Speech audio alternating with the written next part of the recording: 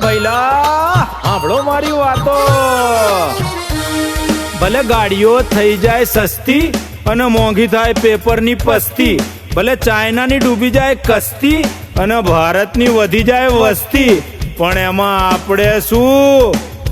આપણે તો કરીએ હસ્તી સાથે મસ્તી. નમસ્કાર દેશવાસીઓ, હું ભાવિન કુમાર.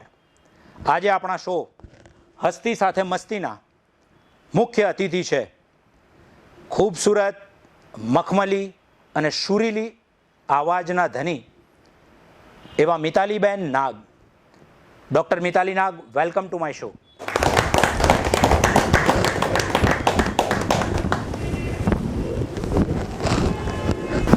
मिताली जी, आप बेसिकली कहाँ से, बंगाल से है या गुजरात से? भाविन जी, सबसे पहले तो आपकी मैं शुक्रगुजार हूँ कि आपने अपने खूबसूरत से टीवी शो में मुझे इनवाइट किया है. मैं मूल रूप से बंगाली हूँ और कलकत्ता से बिलोंग करती हूँ, पर ऐसा कह सकते हैं कि मैं अब गुजराती हूँ क्योंकि कई सालों से मैं गुजरात में रह रही हूँ. मेरे पेरेंट्स यहाँ पे आके गुजरात में आए थे बिकॉज ऑफ हिज जॉब, और फिर उसके बाद से वो गुजरात से इतना प्यार हो गया कि हम सब गुजरात में ही रुक गए. तो ऐसा कह सकते हैं कि गुजराती लोग बहुत ही प्रेमी होते हैं, बहुत ही अच्छे लोग होते हैं, जिनका दिल बहुत ही खूबसूरत होता है. तो now I am also Gujarat. Mitali ji, आपका एजुकेशन कहाँ से हुआ? जैसे कि मैंने आपको कहा कि my father was transferred to Gujarat में रहे वो, और बचपन से ही मैंने गुजरात में ही पढ़ाई लिखाई की. यहाँ पे जो केंद्रीय विद्यालय है जिसे हम लोग सेंट्रल स्कूल के नाम से जानते हैं, वहाँ से मेरी पढ़ाई हुई. और फर्दर एजुकेशन के लिए मैं बड़ौदा MS यूनिवर्सिटी गई थी, जहाँ पे मैंने संगीत की जो मेरी जो बाकी की तालीम थी, मेरा ग्रेजुएशन, मेरा पोस्ट ग्रेजुएशन, MUs किया मैंने संगीत में. तो बेसिकली मेरा पूरा एजुकेशन गुजरात में ही रहा. पहले भुज कच्छ में मैंने पढ़ाई करी और उसके बाद बड़ौदा में मेरा रहा आगे का एजुकेशन. मिताली जी, आप इतनी खूबसूरत हैं तो आगे भी खूबसूरत ही होगी. फिर ये ग्लैमर की दुनिया छोड़ के जी म्यूजिक की दुनिया में जाने का आपने कैसे सोचा? भाविन जी, इसका एक छोटा सा आंसर मैं ये दूंगी कि क्योंकि मेरा परिवार जो है, पूरे परिवार में आप ऐसा कह सकते हैं कि हर बच्चे की परवरिश वो बचपन से ही होती है और उसके पेरेंट्स ही उनको आगे क्या करना है उसकी दिशा दिखाते हैं. तो मेरा पूरा परिवार, यानी मेरे पहले गुरुजी मेरे माताजी और पिताजी थे. संगीत की तालीम मैंने बचपन, when I was age of 3, मेरा पहला स्टेज परफॉर्मेंस मैंने उस वक्त दिया था जब मैं सिर्फ 3 साल की थी. 3 साल. तो 3 साल से ही मतलब बड़े हम लोग उसी सोच से हुए कि आपको आगे जाकर सिर्फ और सिर्फ प्रोफेशनल सिंगिंग में ही जाना है, आपको प्लेबैक सिंगिंग ही करना है, संगीत के अलावा आपको और कुछ सोचना नहीं है. तो उसी दिशा में हम लोग आगे सोचते रहे और माता पिता के आशीर्वाद से आगे हम लोग बढ़ते रहे. और आज जो भी हैं उनके वजह से, उनकी आशीर्वाद से ही आज हमने जो इतनी भी तालीम ली है. तो glamour, it is also a glamour field, singing is also a glamour field. But हाँ, हम लोगों को अपने आप को कैरी ऐसा करना पड़ता है कि जिससे पब्लिक हमें सुने भी, ऑडियंस हमें पसंद करे, हमारी आवाज़ को भी, प्लस हमारे लुक्स को भी. तो इसको मैंने मेरे सिंगिंग को ज़्यादा तवज्जो दिया इंस्टेड ऑफ माई लुक्स. तो ये दोनों का मिला जुला कह सकते हैं आप. मिताली जी, आप भी इतनी सक्सेसफुल है तो आपके पीछे किसका हाथ है? बहुत ही अच्छा सवाल था भाविन जी ये. जैसे कि हम सब जानते हैं किसी ना किसी का हाथ ज़रूर होता है. तो मेरी सफलता के पीछे शादी से पहले मेरी मम्मी जो थी, मेरी जो मदर थी, उनका हाथ मैं ज़रूर मानना चाहूँगी क्योंकि उन्होंने ही हमें सही दिशा दिखाई और आगे जाके क्या करना है ये सिखाया. और शादी के बाद बिल्कुल मेरे हस्बैंड जो हैं नवनीत नाग, जिनकी वजह से आज मैं जो भी कर पा रही हूँ, जितना भी वक्त दे पा रही हूँ परिवार के साथ, उनका हाथ मानूंगी. मेरी आज खुद की एक संस्था है जिसका नाम दिया है मैंने ब्रह्म स्वरांजलि, और इसकी सोच भी मुझे मेरी मदर से ही मिली है. उन्होंने अपनी एक संस्था चलाती थी, कला संस्था नाम से. वहाँ पे भी इस तरह संगीत सिखाया जाता था और उन्हीं के बीच रह के मैंने भी संगीत की तालीम ली. और उनको देख के एक कंपटीशन की भावना आती थी कि जब मम्मी के स्टूडेंट्स इतना अच्छा गा पा रहे हैं तो मैं तो मम्मी की बेटी हूँ, मुझे तो गाना ही चाहिए.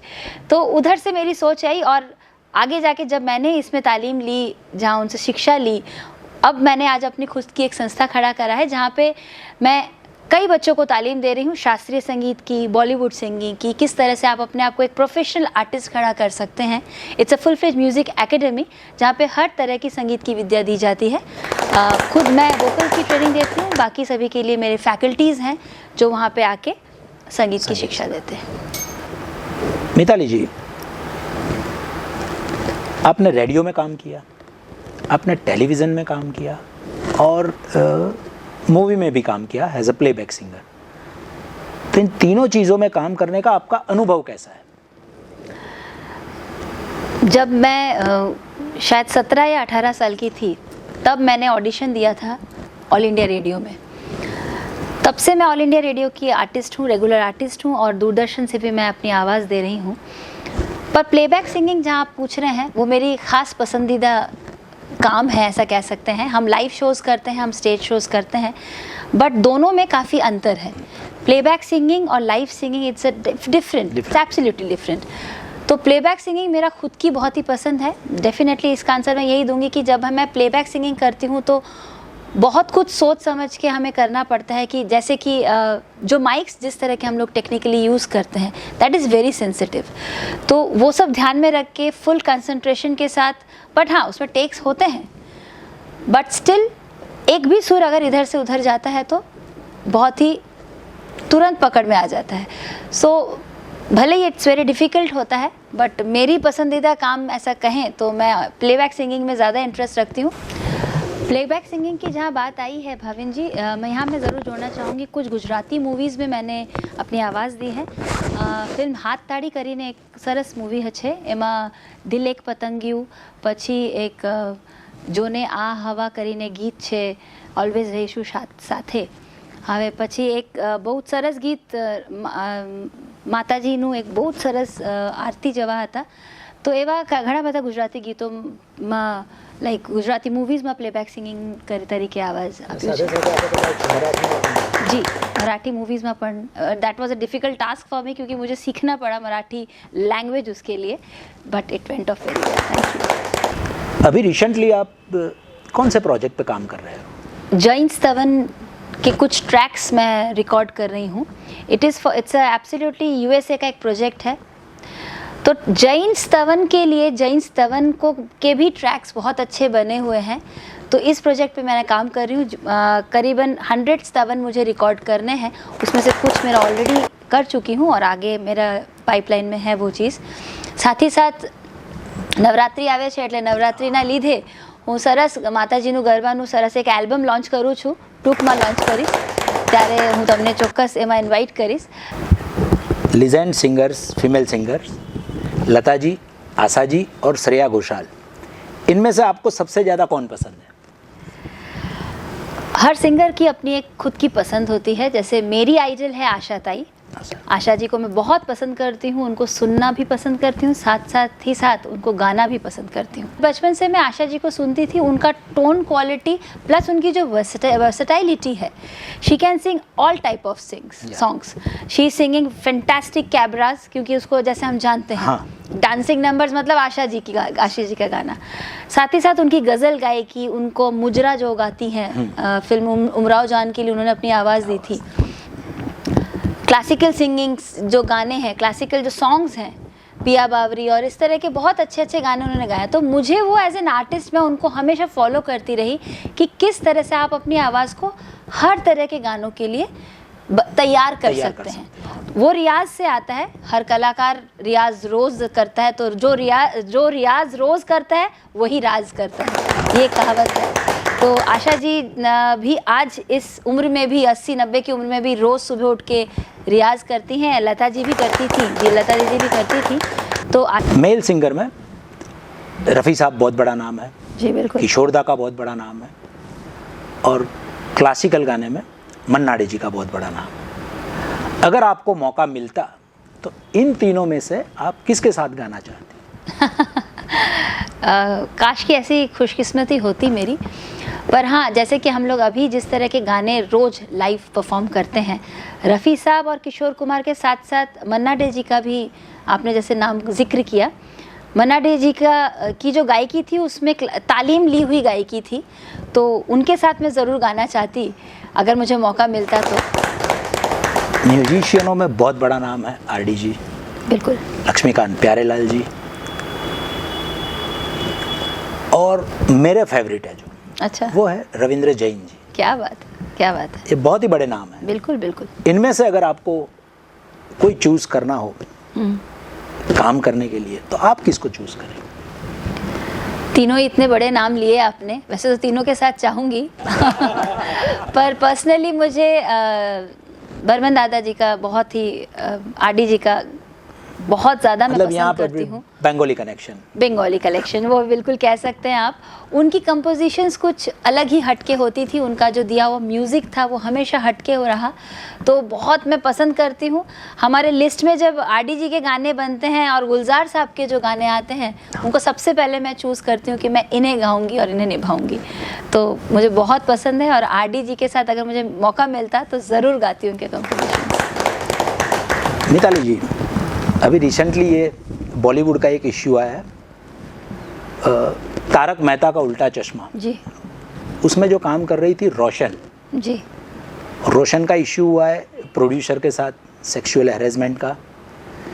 फिर अभी आपने देखा होगा पहलवान जो रेसलर्स है अपने, वो भी जंतर मंतर पे बैठा है अगेंस्ट सेक्सुअल हैरेसमेंट। आप इसी फील्ड से आ रही हो जी। तो क्या ये सही में ऐसा होता है या लोग अपनी फेम पाने के लिए करते हैं? दोनों बातें सही हैं, पर ये बात बिल्कुल सच है कि ये जो ग्लैमर फील्ड है, चाहे ग्लैमर फील्ड हो कि चाहे कोई भी फील्ड हो, यहाँ पे सीढ़ी चढ़ने के लिए कहीं ना कहीं किसी ना किसी को एक रास्ता चाहिए होता है। हमारे जब एक मकाम पे पहुँचने वाले होते हैं, तो पहुँचते पहुँचते कई अड़चनें आती हैं हमारे रास्ते में, तो हम लोग कोशिश करते हैं कि हम लोग जल्दी चढ़ जाएं। तो ये जो जल्दी चढ़ने की जो चाह होती है वो हमें गलत रास्ते पे ले जाती है। अगर आपको अपनी काबिलियत पे भरोसा है, अगर आपको लगता है कि नहीं मैं अच्छा काम कर रही हूँ और आगे भी मुझे अच्छा काम मिलेगा, तो मेरे हिसाब से आपको अपना एक फर्म रहना चाहिए कि नहीं मैं हवे हूँ छे ने આવી રીતે જ काम करीश। तो सेक्सुअली हेरेसमेंट के लिए ये बिल्कुल सही बात है कि कई लेडीज़ को इसके लिए काफ़ी हमको फेस करना पड़ता है। काफ़ी लेडीज़ हैं जो आगे बढ़ने के लिए गलत काम करके आगे बढ़ जाती हैं, जो नहीं कर पाती हैं वो शायद आगे नहीं बढ़ पाती हैं। तो गलत तो मैं ऐसे नहीं कहूँगी, पर यह है कि एक कलाकार होने के नाते एक मैसेज मैं यही दूंगी सबको कि अगर आपको अपने ऊपर भरोसा है, अपने काबिलियत पे भरोसा है, तो बिल्कुल गलत काम को सहारा न दें, ना उसके साथ चलें, बस अपने ऊपर भरोसा रखें और आगे बढ़ते रहें। मिताली जी, मैं आपको एक लाइन दे रहा हूँ अच्छा, और आपको बोलना है। कोशिश करूँगी। हाँ जी। दिल दीवाना, ओके। दीवाना दिल, दीवाना दिल, दीवाने ने दिल दीवाना दीवानी को दे दिया। बहुत मुश्किल टारगेट है ये।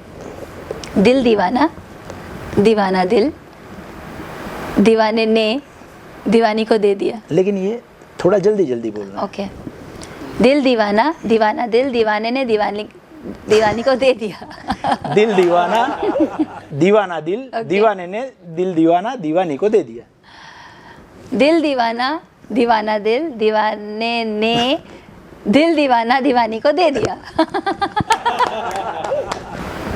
दिल दीवाना, दीवाना दिल, दीवाने ने दिल दीवानी को दे दिया। दिल दीवाना, दीवाना दिल, दीवाने ने इट इज डिफिकल्ट। मिताली जी, ऐसे तो आपने बहुत ही बढ़िया गाने गाए हैं, लेकिन मेरी फरमाइश आज है, अच्छा, लता जी ने गाया हुआ दर्द से मेरा दामन भर दे। वाह, ये गजल आप सुनाइए। जी बिल्कुल। भाविन जी, ये सिर्फ आपका ही नहीं, मेरा ही बहुत ही पसंदीदा गज़ल है। गज़ल्स बहुत सारे हैं, बट इस गज़ल की ख़ास बात ये है कि इसे 2 आवाज़ों ने गाया है।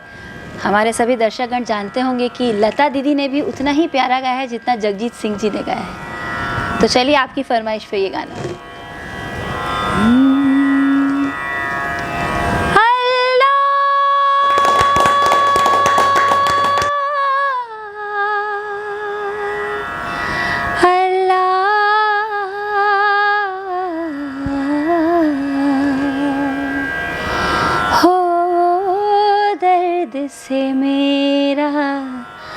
दामन भर दे या अल्लाह,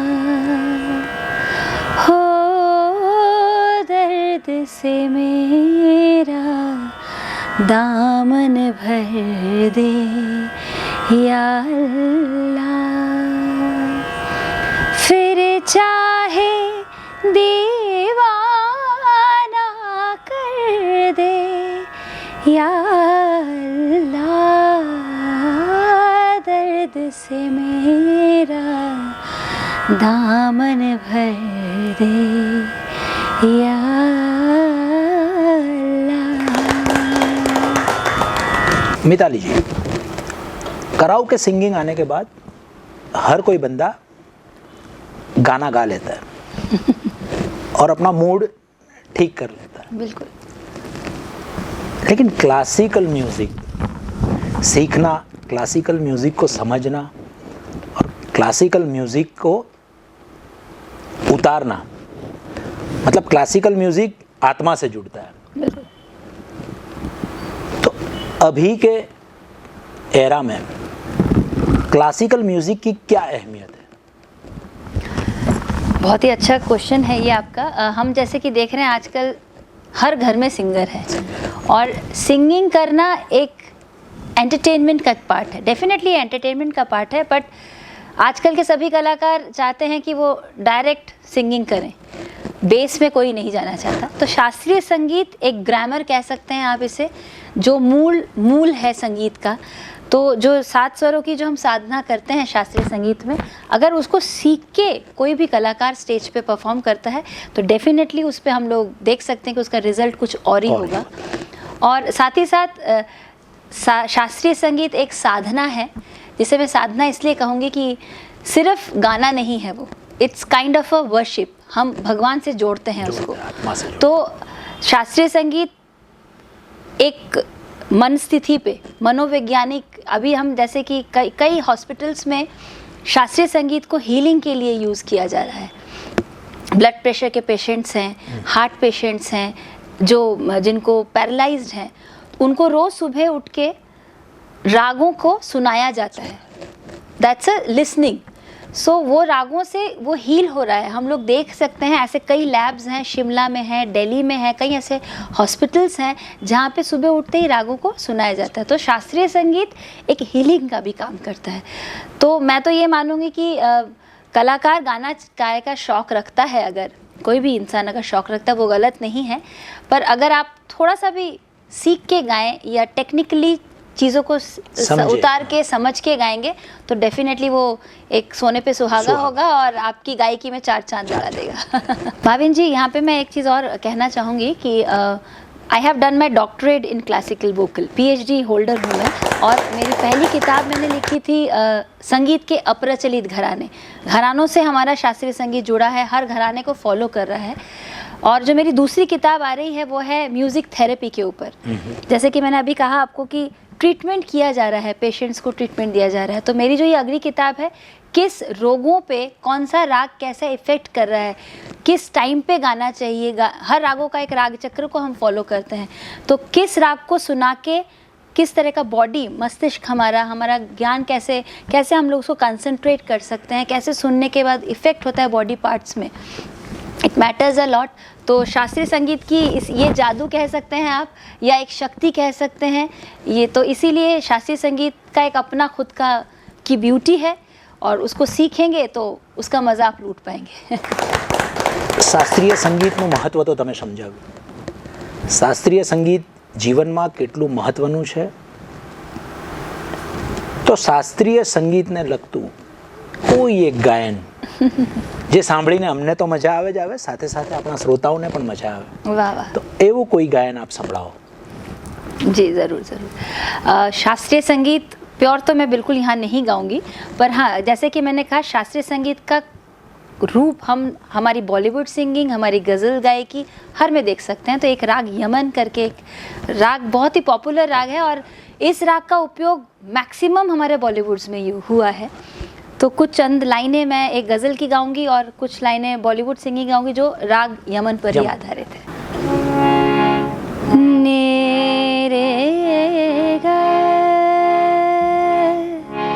गा रे ने द ने रे ग सा। हाय मर जाएंगे हम तो लुट जाएंगे, ऐसी बातें किया ना करो, आज जाने की जिद ना करो, आज जाने की जिद ना करो। यूं ही पहलू में बैठे रहो, यूं ही पहलू में बैठे रहो, आज जाने की जिद ना करो। जब दीप जले आना, जब शाम ढले आना, संकेत मिलन का भूल न जाना, मेरा प्यार न बिसराना। जब दीप जले आना, जब शाम ढले आना। भाविन जी, राग यमन पे एक और आधारित गाना है, बहुत ही फेमस रहा रफ़ी साहब का, तो वो गुनगुनाना ज़रूर चाहूँगी मैं।